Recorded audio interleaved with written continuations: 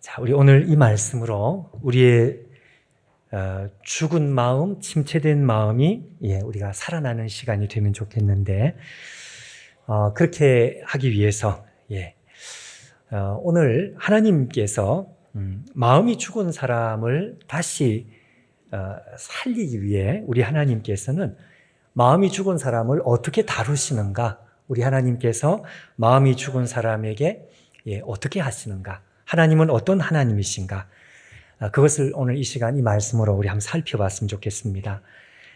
우리가 본문에 읽은 이 엘리야, 이 사람이야말로 정말 말 그대로 마음이 죽은 사람이라고 할 수 있습니다. 정말 한순간에 절벽에 부딪힌 것 같이 완전히 그야말로 절망에 휩싸여 가지고 마음이 완전히 무너져 버렸습니다. 자, 이전에 이 엘리야의 모습은 불과 며칠 전만 해도 이런 사람이 아닌데 완전히 딴 사람이 된 것처럼 이렇게 절망에 휩싸여 있는 우리는 엘리야를 이제 보게 되는 것입니다.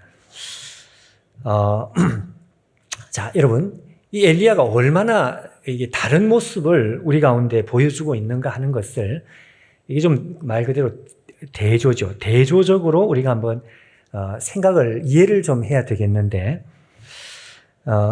우리가 읽은 이 본문 바로 앞에 열왕기 18장 그리고 열왕기 17장, 엘리야는 이방 선지자 850명을 혼자서 상대를 하고, 그뿐만이 아니라 하늘에서 불이 떨어지게 하는 용사 중에 믿음의 용사였습니다. 그뿐만이 아니라 이방 선지자들을 본인이 직접 대결을 해서 처단을 하는, 그래서 열왕기상 18장 40절에 보면 이렇게 되어 있습니다. 엘리야가 그들에게 이르되 바알 선지자들을 잡되 그들 중에 하나도 도망하지 못하게 하라 하매 곧 잡은지라 엘리야가 그들을 기손 시내로 내려다가 거기서 죽이니라. 무서운 선지자, 가장 무서운 선지자 그 모습입니다. 그뿐만이 아니고요, 거기서 이제 한 걸음을 더 나가서 엘리야가 달리는데 마차보다 빨리 달렸다, 이렇게 되어 있습니다. 엘리야가 달리기를 잘했다는 뜻이 아니라, 이거는 엘리야가 성령에 더 놀랍게, 더 강력하게 붙들리고 사로잡힌 모습을 이제 보여주는 것입니다. 그러니까 마차보다 더 빨리 이렇게 달리면서 하나님의 손에 붙들리고, 그리고 나서 결국 3년 동안의 그 기근을, 끝장을 내는, 비를 이 땅에 내리는 그 기도를 이제 엘리야가 이제 하는 것이죠. 세상에 이렇게 위대하고 이렇게 용감한 사람이 있을까? 이제 그 사람이 오늘 우리가 읽은 성경 속에는, 이 본문 속에는 가장 무력한, 그리고 가장 겁에 질린 겁쟁이와 같이 이제 그렇게 나타나고 있습니다. 하나님께서 이 엘리야를 살리시는 방식은 여러분 세 가지로 우리가 정리할 수 있습니다. 세 가지. 첫 번째는 침묵하시는 하나님이십니다. 하나님은 엘리야를 향해서 침묵하신다. 하나님의 침묵입니다. 두 번째는 이 엘리야를 향해서 어루만지시는 엘리야가 아니라 하나님, 엘리야를 어루만지시는 하나님. 세 번째는 엘리야를 먹이시는 하나님. 자, 이 세 가지 가운데 우리가 오늘은 첫 번째 침묵하심에 대해서 우리가 좀 깊이 생각을 해봐야 되겠습니다. 여러분, 4절 말씀을 제가 다시 한번 읽어보면, 자기 자신은 광야로 들어가 하룻길쯤에 가서 한 로뎀나무 아래 앉아서 자기가 죽기를 원하여 이르되 여호와여 넉넉하오니 지금 내 생명을 거두시옵소서. 나는 내 조상들보다 낫지 못하니이다 하고. 자, 보십시오, 여러분. 엘리야는 마음이 완전히 죽어버렸습니다. 더 이상 어떻게 일어날 수 없을 정도로 완전히 죽어버린 이 엘리야. 이 엘리야를 하나님께서 어떻게 하시는가, 그 다음 절에 가만히 보시면 5절에 이렇게 되어 있습니다. 로뎀 나무 아래 누워 자는데 천사가 그를 여기 어루만지며 이렇게 되어 있습니다. 그 다음에 그에게 이르되 일어나서 먹으라 하는지라 이렇게 되어 있습니다. 제가 아까 세 가지 말씀한 중에 두 번째 어루만지며 라는 말도 나왔고 세 번째 먹이시는 하나님도 나왔습니다. 근데 본문에는 침묵하시는 하나님 이렇게 설명을 하지는 않죠. 그런데 하나님께서 이 엘리야에 대해서 아무 말씀도 하지 않는 것입니다. 여러분 여기서 우리가 좀 유의할 것은 하나님께서 엘리야에 대해서 말을 안 했다고 하는 것은 한마디 그냥 말을 안 했다. 아예 그냥 입을 열지 않았다. 그런 뜻이 아니고요. 그런 뜻에서 침묵했다는 그런 말이 아니고요. 그게 아니고 엘리야의 잘못에 대해서 추궁을 안 했다는 뜻입니다. 추궁을 안 했다. 잘못에 대해서 책망의 말이나 너가 왜 그렇게 했느냐라고 추궁을 하거나 그렇게 하나님께서는 안 했다는 것입니다. 여러분, 하나님께서 엘리야에 대해서 이 잘못에 대해서 전혀 추궁하지 않으시고 그 다음에 엘리야를 어루만지시고 그 다음에 엘리야를 먹이시고 자, 오늘 우리가 중요하게 생각해야 되는 것이 하나님께서 엘리야의 잘못에 대해서 추궁을 안 하셨다. 이게 아주 중요한 부분입니다. 성경에 하나님은 추궁을 안 했다 이렇게 명문화되어 있어 나오는 것은 아니지만 우리가 이걸 중요하게 생각을 하는 이유는 뭔가 하니까요. 앞뒤 성경의 본문을 읽어내려 가다 보면 앞뒤 문맥상 아무 말도 그러니까 아무 말도 안 할 수 없는 상황. 도무지 하나님께서 상식적으로 침묵할 수 없는 상황이기 때문에 그렇습니다. 이건 뭐 하나님께서 그냥 분통을 터뜨릴 정도가 아니라 그냥 하나님께서 정말 진노도 아주 대노를 해야 될 그런 상황이라는 것입니다. 우리가 하나님 같으면 아니요 제가 하나님 같으면 저는 어루만지며 뭐 여기서부터 시작하지 않고 죄송하지만 그냥 한 대 걷어차고 시작을 했을 것 같아요. 일어나라 이 자식아 이러면서 그렇게 시작을 했을 것 같아요. 여러분 이게 그냥 나오는 말이 아니라 정말 그렇게 할 수밖에 없는 상황입니다. 왜 그렇느냐? 한마디로 여러분 이 엘리야라는 사람은 가장 어두운 시대, 아합 시대는 북쪽 이스라엘이 더 이상 회복될 수 없을 정도로 망가진 시대가 이 아합의 시대였습니다. 그래서 하나님께서 가장 강력한 한 사람을 준비하셨는데 엘리야였습니다. 엘리야는 한마디로 말하면 하나님의 마지막 보루였고 마지막 희망이었습니다. 하나님의 희망. 그러니까 하나님께서 이 엘리야를 얼마나 오랫동안 정성을 다해서 이 엘리야를 준비시키시고 양육하시고 그 오랜 세월 동안 엘리야를 훈련시키셨는가? 여러분 그 생각을 하면 오늘 이 장면은 절대로 일어나서는 안 되는 장면. 하나님의 마음이 그야말로 억장이 무너질 수밖에 없는 그런 상황이라는 것을 우리가 생각을 해야 되죠. 여러분 한번 생각을 해보십시오. 엘리야가 열왕기 앞에 18, 17장에 보면 엘리야가 처음에 등장할 때 이 절대 군주 아합 앞에서 엘리야가 심판 선포를 합니다. 내 말이 없으면 이스라엘에 비가 오지 않는다. 핵폭탄 같은 심판의 선언인데 여러분 이런 심판의 선언을 그냥 아무나 그냥 이런 말을 할 수 있을까요? 아무나 할 수 없는 이야기입니다. 이거는 하나님께서 오랜 시간 동안 이 아합 앞에 엘리야를 세우기 위해서 하나님께서 엘리야를 훈련시키고 또 훈련시키고 엘리야를 오랜 시간 동안 준비를 시키신 엘리야였기 때문에 그러니까 아합 앞에 나타나서 이런 무서운 말을 할 수 있었던 것입니다. 자, 그걸로 끝이 아닙니다, 여러분. 이 엘리야를 하나님께서 더 훈련시키십니다. 왜냐하면 더 힘들고 어려운 싸움이 남아있기 때문에 이 엘리야를 더 준비를 더 시키는 거죠. 우리가 잘 아는 것처럼 그릿 시냇가로 엘리야를 데리고 가십니다.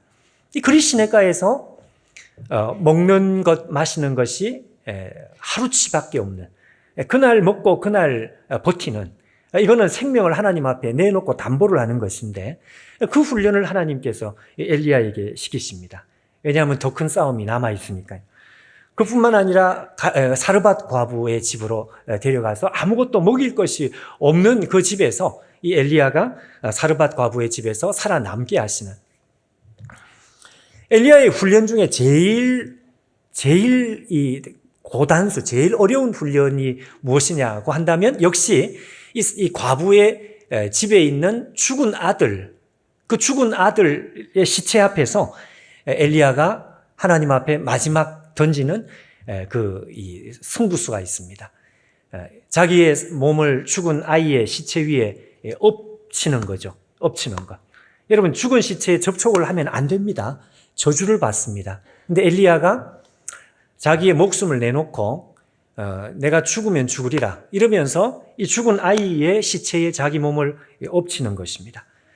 그때 하나님께서 엘리야를 보시고 정말 합격 점수를 주시는 것처럼 바로 그 엘리야를 이제 갈멜산으로 데려가시는 거죠. 그리고 갈멜산에 데려가서 이방 선지자 850명과 싸워서 결국 엘리야가 이깁니다. 그리고 이 850명 이방 선지자를 엘리야가 직접 처단을 합니다. 자, 여러분, 제가 지금 하는 말은 이 엘리야를 하나님께서 얼마나 귀하게 준비를 시켰나 이거죠. 근데 그 중요한 인물, 그 하나님의 희망, 그 엘리야가 약간 무너진 것이 아니고요. 무너져도 이거 완전히 그냥 다 무너졌습니다. 오늘 우리가 읽은 것처럼 그냥 하나님 앞에 날 그냥 죽이시오, 날 죽여달라 이렇게 말을 합니다. 완전히 극단적인 모습, 절벽에 그냥 완전히 떨어져서 완전히 다 깨진 모습. 또 여러분 보십시오. 이 엘리야가 인간적으로 지금 이게 얼마나 비겁한지 모릅니다. 왜? 종교개혁의 이 주역인데, 엘리야가 주역인데 엘리야만 있었던 것은 아닙니다. 엘리야를 믿고 엘리야 편에 섰던 사람들이 있었습니다. 그런데 엘리야는 혼자서 살겠다고 혼자서 지금 도망을 치고 있는 것입니다. 그럼 나머지 살아있는 동지들은 그럼 어떻게 되는 것입니까? 자, 여러분, 그렇게 비겁하게 도망을 치고 그리고 나서 한순간에 그냥 죽겠다고 하나님 앞에 다 무너져 버린, 자, 이 엘리야를 보면서 어떻게 하나님께서 가만히 있을 수가 있겠느냐는 것입니다. 이거는 그냥 넘어갈 수 없는 일이죠. 이스라엘의 모든 운명을 이 엘리야에게 맡겼는데 그 엘리야가 완전히 다 깨졌으니 하나님께서 한마디 하셔야 되지 않겠습니까? 누가 그럴 수 있느냐? 자, 그러나 하나님께서 오늘 우리가 말씀을 읽어보면 아무리 눈을 씻고 봐도 하나님께서 엘리야의 이 잘못에 대해서 한마디의 추궁을 하지 않습니다. 이게 중요한 것입니다. 이게 중요한 것입니다. 그리고 그냥 하나님께서 엘리야를 어루만지십니다. 그래서 오늘 설교 제목을 제가 하나님의 침묵이라고 그랬는데 엘리야의 잘못에 대해서 다른 어떤 말을 하지 않는 하나님, 침묵 모드로 일관하시는 하나님. 여러분, 사람이 다른 사람 앞에서 침묵할 때 여러분 어떨 때 침묵하느냐? 너무너무 화가 날 때 침묵할 수 있습니다. 근데 반대로 너무너무 저 사람을 사랑할 때 그때 여러분 또 침묵할 수 있습니다. 근데 오늘 본문은 전자가 아니고 후자란 말씀이죠. 후자. 자, 여러분, 하나님께서 엘리야를 향해서 지금 침묵하는 이 의미는 두 가지입니다. 두 가지. 첫 번째는 엘리야가 겪고 있는 이 절망감, 엘리야의 이 고통, 마음에 있는 이 엘리야의 절망적인 고통에 대한 하나님의 공감입니다. 공감. 두 번째는 엘리야의 이 연약함, 인간적인 너무너무 연약한 엘리야의 연약함에 대한 하나님의 포용하심, 이해하심. 엘리야의 절망에 대한 하나님의, 제가 지금 공감이라 그랬습니다. 공감. 여러분, 깊이 공감할 때 우리가 말을 하지 않습니다. 저 사람의 절망이 너무 심할 때에 여러분, 우리가 어떤 말을 하는 것이 오히려 방해가 될 때가 있습니다. 어떤 자매가 이런 말을 하는 걸 제가 들었습니다. 여러분, 우리가 자매님들 중에서 특별히 그 아버지와의 관계가 뭐 다 사랑하는 관계지만 좀 특별한 그런 가정들이 있죠. 이 자매는 그 아빠와의 관계가 좀 특별했던 것 같습니다. 그 아빠가 그 딸에 대해서 정말 특별히 사랑하고 그냥 사랑을 쏟아붓는, 그래서 아빠만 생각하면 늘 마음이 든든하고 아빠의 사랑 때문에 이 자매가 이 땅을 정말 살아갈 수 있었다 할 정도로, 그 정도로 이렇게 가까운 자매였는데, 그 아빠가 꽤 젊은 나이에 소천을 하신 거예요. 그때 이 자매의 마음에 밀려오는 이 절망감은 이루 말로 다 할 수 없었습니다. 이 자매가 그 아빠의 3일간의 장례식을 지내면서 어느 누구도 자기한테 위로가 안 되더라. 위로가 안 돼. 어떤 말도 위로가 안 되더라. 참 미안한 말이지만 위로가 안 되더라 이거죠. 심지어는 여러분, 저는 그런 말을 사실 처음 들었습니다. 여러분, 우리나라 말 중에 그 호상이라는 말이 있지 않습니까? 호상.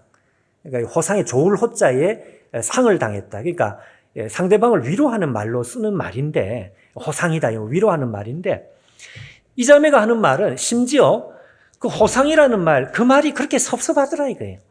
왜냐하면 아빠가 자기 곁에 없다는 사실을 어느 말로도 위로할 수 없는데, 그렇게 위로하려고 하는 말인데 그 상대방의 마음은 이해가 되지만, 그러나 자기 마음 속에는 그것조차도 비수같이 마음이 아프더라 이거예요.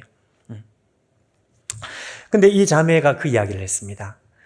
자기가 딱 한 사람, 자기에게 위로를 주는 친구가 한 명 있었어. 가까운 친구가 장례식에 와가지고 그 자매 한 사람이 위로를 주었는데, 그 자매가 어떻게 했느냐. 한마디를 하지 않았습니다. 옆에 와서 한마디 말을 하지 않고 손을 잡았습니다. 그리고 그냥 그 자리에서 계속 울더라는 것입니다. 그게 전부였습니다.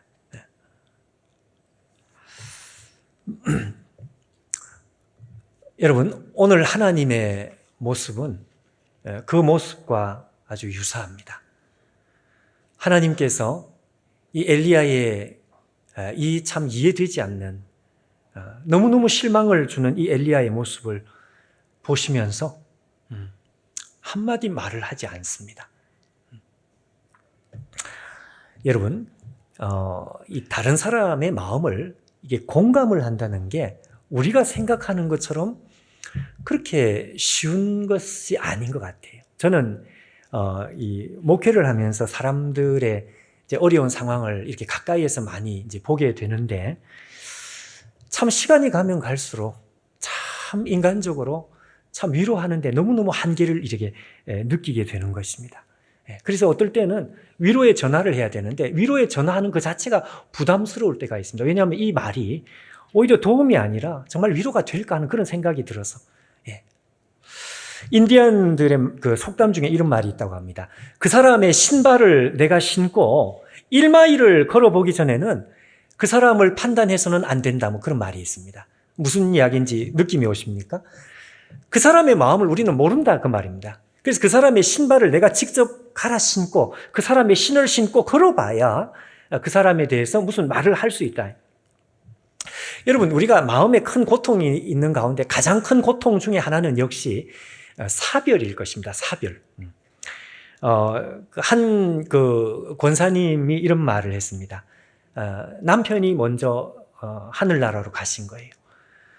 자, 여러분, 참 이런 나이에 남편이 먼저 하늘나라에 가고 아내가 먼저 이렇게 헤어져야 되는, 자, 이런 상황에 옆에서 우리가 참 위로할 말이 없을 정도로 우리가 생각한 것보다 훨씬 더 고통스러운 것이죠. 사람들이 물었다는 것입니다. 가장 큰 소원이 뭐냐? 그 권사님의 대답이 소원이 딱 하나가 있는데 5분만 남편과 같이 있으면 좋겠다. 5분만. 야, 제가 그 얘기를 듣고 야, 그렇구나. 사람의 마음을 우리가 참 위로하는 것이 이렇게 어려운 것이구나. 예. 자, 여러분, 이 정도로, 그러니까 이 정도라는 거죠. 이 정도로. 여러분, 이 엘리야가 가진 고통은 우리가 생각한 훨씬 그 이상이었다는 것을 우리가 이해를 해야 합니다. 물론 엘리야가 보여준 행동은 사실 너무너무 실망스러운 행동은 맞아요. 도저히 앞뒤가 매치가 되지 않습니다. 오늘 우리가 읽은 이 본문 전과 오늘 우리 본문에서 보는 엘리야는 아니 이 사람이 그 사람이 맞나 싶은 생각이 들 정도로 그렇게 용감하고 그렇게 무서운 믿음의 전사가 아니 어떻게 이렇게 비겁할 수 있을까? 예, 맞아요. 그런데 자, 여러분 엘리야라고 해서 무너지고 싶은 사람이 아니다는 것입니다. 엘리야라고 해서 이렇게 실망을 주고 싶은 사람이 아니다 이거죠. 아까 말씀한 대로 엘리야는 목숨을 걸었던 사람입니다. 예. 그리고 죽은 아이 위에 자기의 시체 위에다가 자기의 몸을 그냥 엎쳐버릴 정도로 예. 하나님의 저주를 받으면 받을 것이다. 목숨을 걸 정도로 이렇게 생명을 걸고 믿음으로 하나님을 따라왔던 사람입니다. 자, 그런데 여러분 이 엘리야가 받았던 이 충격이라는 것이 이게 도대체 얼마나 큰 충격이었는지 우리가 그걸 좀 헤아려 볼 필요가 있습니다. 여러분, 엘리야가 불이 떨어지게 하는, 갈멜산에서 불이 떨어지게 하는 기적을 자기가 행한 것은 물론 아니지만 자기의 기도를 통해서 하나님의 역사가 일어났죠. 그러고 나서 이방 선지자 850명이 죽어나갔습니다. 정말 상상할 수 없는 어마어마한 기적이었습니다. 하나님께서 정말 하늘을 열고 그냥 하나님께서 나타나신 것과 똑같은 이 엄청난 기적이죠. 엄청난 기적. 불이 떨어져서 모든 이 이방 종교가 그냥 한순간에 박살이 났습니다. 자, 그 정도 되면 이 이방 종교를 끌어들인 아합과 그의 부인 이세벨, 이 이세벨과 아합이 자, 이 정도 기적이 일어났으면 마음을 약간이라도 돌이킬 줄 알았던 것입니다. 여러분, 우리 같으면 그런 생각을 안 하겠습니까? 그렇겠죠. 아무리 완악한 인간도 아니 뭐 회개를 안 한다 할지라도 뭐 회개까지는 아닐지라도 그래도 마음에 약간이라도 이렇게 기라도 죽고 주눅이라도 들고 그리고 뭔가 이렇게 이게 아니구나 뭐 이렇게라도 이렇게 약간이라도 뭐 나올 줄 알았다 이거죠. 엘리야는 그런 생각을 했던 것입니다. 그래서 마차보다 빨리 성령에 충만해서 마차보다 빨리 달리고 그 이스라엘에 이제 드디어 비가 와서 이 저주의 기근이 끝이 나버렸습니다. 그러면 이 종교개혁이 이제 성공을 한 것이니까 그러면 이제는 뭔가 이렇게 변화가 출발될 것이다. 그 사람이 당연히 그 생각을 하겠죠. 자, 그런데 이게 도대체 웬일입니까? 이세벨과 아합의 마음이 일도 돌아서는 것이 없는 거예요. 오히려 이전보다 더 완악해진 것입니다. 자기를 죽이겠다고 달려들고 있습니다. 자, 여러분. 이때 이 엘리야가 받은 충격은 이루 말로 다 할 수 없었습니다. 사람의 마음이 죄성이 있다. 이거 여러분 우리가 모르는 사람이 누가 있겠어요? 우리가 죄인이라는 거 다 알고 있죠? 우리보다 훨씬 더 엘리야가 잘 알고 있었겠습니다. 엘리야는 하나님의 종이었기 때문에 사람의 죄성이라는 것이 얼마나 큰지 그 누구보다도 깊이 알고 있는 사람. 그런데 그 위대한 엘리야도요, 세상에 이 정도일지는 상상을 못했던 것입니다. 사람의 죄성이 지독하다고 해도 아니 세상에 기적이 나타나고 하늘이 열리고 하늘에서 불이 떨어져서 이방 선지자가 죽어나가는 이런 상황이 되면 인간의 죄성이 조금이라도 제어가 된다고 생각을 했던 거예요. 그러나 그건 자기의 착각이에요. 자기가 상상한 그 이상이었습니다, 여러분. 인간이 생각하는 죄성, 인간의 죄성은 절망적인 것으로는 표현할 수 없을 정도로 우주보다 더 큰 어마어마한 죄성이라는 것이 이 엘리야의 눈앞에 나타났을 때 그때 엘리야가 꽝 하고 부딪히면서 쓰러져 버렸어요. 도대체 이럴 수가 있을까? 인간의 죄성하지만 세상에 이럴지는 몰랐다. 엘리야는 쓰러져 버렸어요. 자, 이 엘리야에 대해서 누가 공감을 하시는가 하니까 하나님께서 공감을 해주고 계시는 것입니다. 엘리야야, 봤느냐? 인간이 도대체 어떤 본질인지 너가 눈을 뜨고 봤느냐? 인간은 기적을 봐도 하나님께 돌아오지 않는다. 하늘에서 불이 떨어져도 사람은 바뀌지 않는다. 하늘에서 불 아니라 이 세상이 10번 뒤집어져도 인간 속에 있는 이 죄성은 너가 생각하고 너가 상상한 훨씬 그 이상이니라. 그러니까 하나님께서는 이 엘리야의 마음을 공감을 하시는 거예요. 그래서 하나님께서 침묵하십니다. 가만히 엘리야의 손을 붙들고 그냥 엘리야를 위로하십니다. 여러분, 이것이 하나님께서 우리를 공감하시는 하나님의 깊은 공감이죠. 어느 인간도 이 엘리야의 마음을 공감할 수가 없습니다, 여러분. 예. 하나님만 아시는 거예요, 하나님만. 엘리야의 절망을 어느 누구도 알 수 없어. 자, 두 번째, 엘리야의 절망에 대해서 고통하는 것이 전부가 아니라 또 하나가 더 있습니다. 그건 뭔가 하니까요.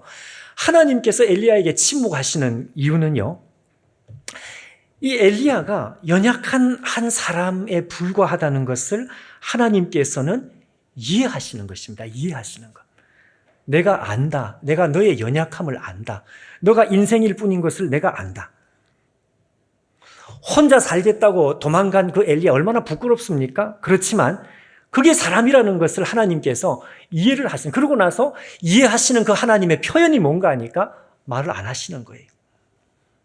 여러분, 부모들 중에서 저는 가장 위대한 부모는 어떤 부모냐? 알면서도 모른 채 하는 부모가 가장 위대한 부모다.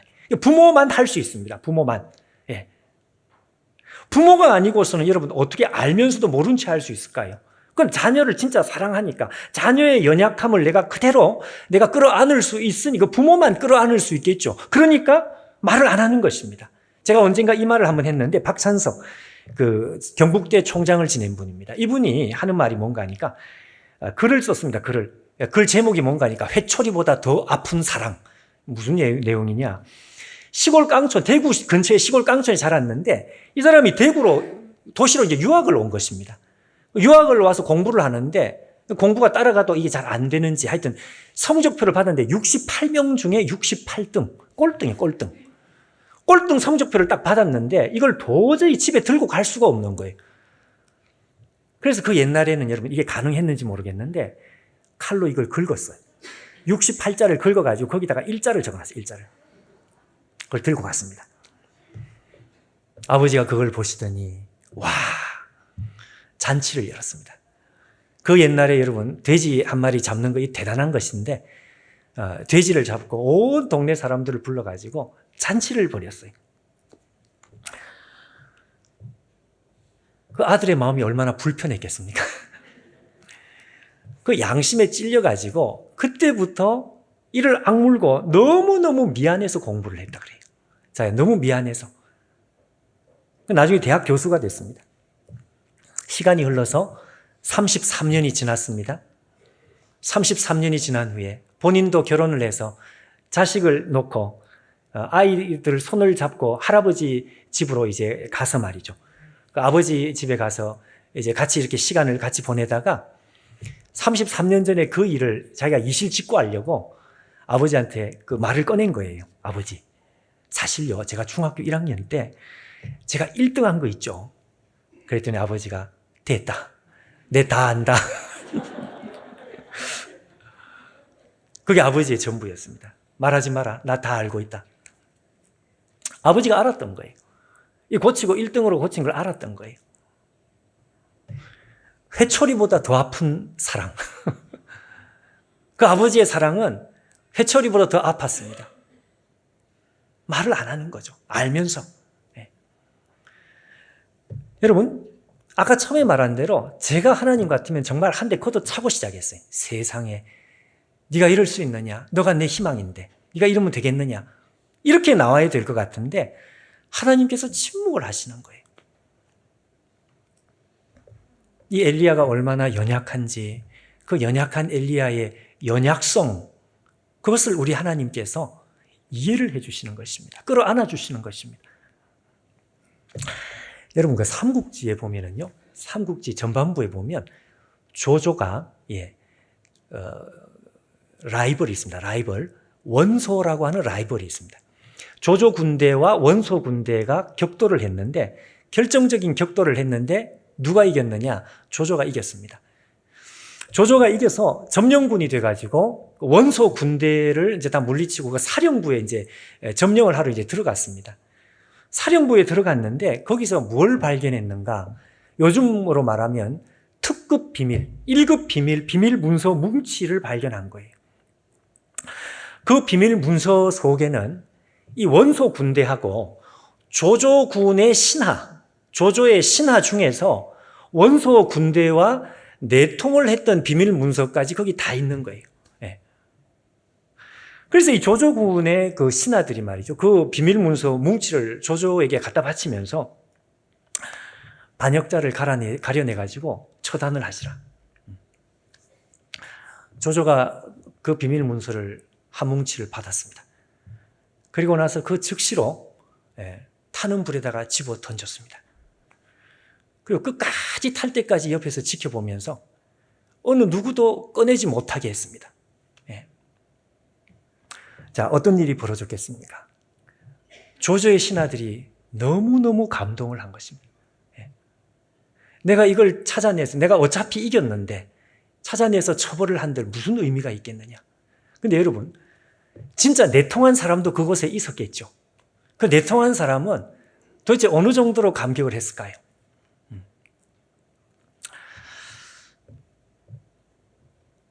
여러분, 예수님께서 간음 중에 잡혀온 여인을 향해 요한복음 8장 11절에 보면 너를 정죄한 자가 어디 있느냐? 그때 이 여자가 뭐라고 하니까 주여 나를 정죄한 사람이 하나도 없습니다. 그때 예수님께서 하시는 말씀이 나도 너를 정죄하지 않으니까 가서 죄를 범치 말라. 예수님께서 죄를 알지만 모른다는 것입니다. 알지만 모르기로 결심을 했다는 것입니다.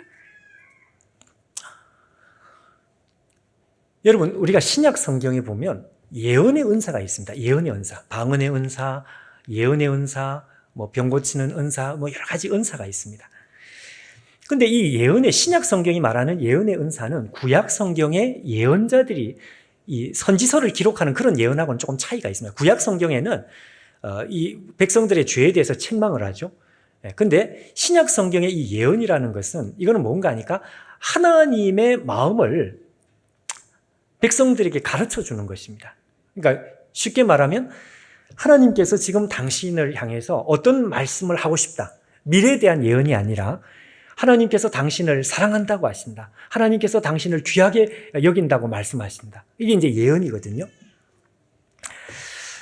여러분, 사도 바울은 교회 안에서 예언이 많이 활성화되면 좋다 이런 말씀을 했었습니다. 그러니까 예언은 사람을 세우는 것이니까요.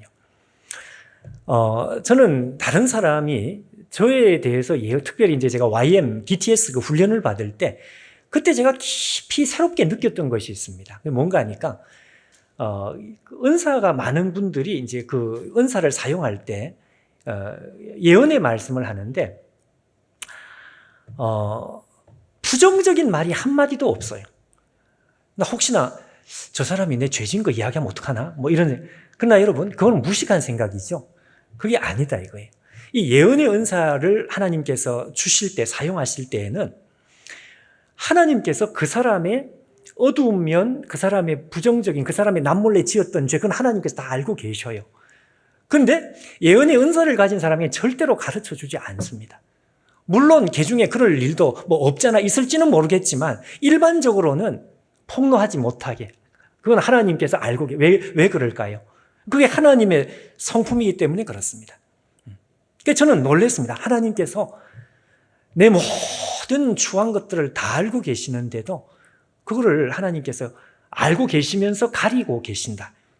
그래서 여러분 혹시 우리 주위에서 뭐 예언의 은사다 이래가지고 우리의 죄를 이렇게 드러낸다든지 그 여러분 가짜일 가능성이 많습니다. 가짜일 가능성이 많아요. 하나님께서 우리 이 엘리야의 연약함 이거를 우리 하나님께서 못 본 척 하는 것입니다. 그럼 누가 손들고 질문할지 몰라요. 목사님, 그 뭐 잘못한 거 그거 무조건 눈 감아주고 넘어가고 모른 채 하고 그 모른 채 하는 건 좋은데 그럼 그건 눈먼 사랑 아닙니까? 그럼 세상 사람들이 눈먼 사랑을 하는 거예요. 눈먼 사랑이 뭔지 아시죠? 그냥 무조건 그냥 넘어가 주는 거죠. 그럼 세상 사람들이 눈먼 사랑을 하는 거하고 하나님께서 우리를 향하여 눈먼 사랑을 하는 그런 건 똑같은 거 아닙니까? 아닙니다, 여러분. 다른 것입니다. 왜 다른 것일까요? 하나님께서 우리를 모른 채 하고 넘어가실 때에는 이게 그냥 넘어가는 게 아니에요. 그 사람의 연약함, 그 사람의 부족함, 그걸 누가 책임을 지시느냐? 하나님께서 이걸 책임을 지시는 것입니다. 그 사람의 허물, 하나님께서 못 본 채 하시는, 그 못 본 채 하시는데 그 허물을 누가 감당하시느냐? 하나님께서 감당하시는 거예요. 이사야 53장 6절에 우리는 다 양 같아서 그릇 행하여 각기 제 길로 갔거늘 여호와께서는 우리 모두의 죄악을 그리스도에게 담당시키셨도다. 이게 그냥 눈먼 사랑이 아닙니다, 여러분. 자, 그래서 여러분 오늘 이렇게 무너진 엘리야, 이 무너진 엘리야를 향해 하나님께서 첫 번째 반응이 침묵이라 그랬는데요. 엘리야의 고통에 대해서 공감하시고 엘리야의 연약함에 대해서 이해를 해주시고 그리고 하나님께서 그 연약함을 또 안으시고 이 하나님의 마음, 침묵하시는 하나님의 마음, 한마디 말을 하지 아니하시는 하나님의 그 마음, 이 하나님의 마음이 어디서 가장 확실하게 드러났느냐? 십자가 위에서 드러난 것입니다. 오늘 무너져 있는 이 엘리야를 보시면서 침묵하시는 그 하나님의 마음이 십자가 위에서 아들을 내어주시는 하나님의 마음하고 이게 똑같은 마음이에요. 우리의 고통을 공감하시죠. 인생의 연약함을 이해하시죠. 그리고 인생의 연약함을 하나님께서 책임져 주시죠. 여러분, 오늘 침묵하시는 하나님을 묵상하십시오. 생각하십시오. 붙드십시오. 그리고 여러분, 오늘 우리의 마음이 죽어 있다면 이 하나님께 손을 내밀어야 되겠습니다.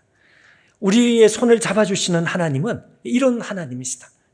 엘리야를 다시 살리기 위해서 나타나시는 하나님은 침묵하시는 하나님, 고통을 통감하시고 공감하시는 하나님, 우리의 연약함을 이해하시는 하나님, 그 대신에 우리의 연약함을, 우리의 부족함을 책임져 주시는 하나님, 그 하나님께서 여러분 오늘 우리를 살리시기를 바랍니다. 우리를 잡아 일으키시기를.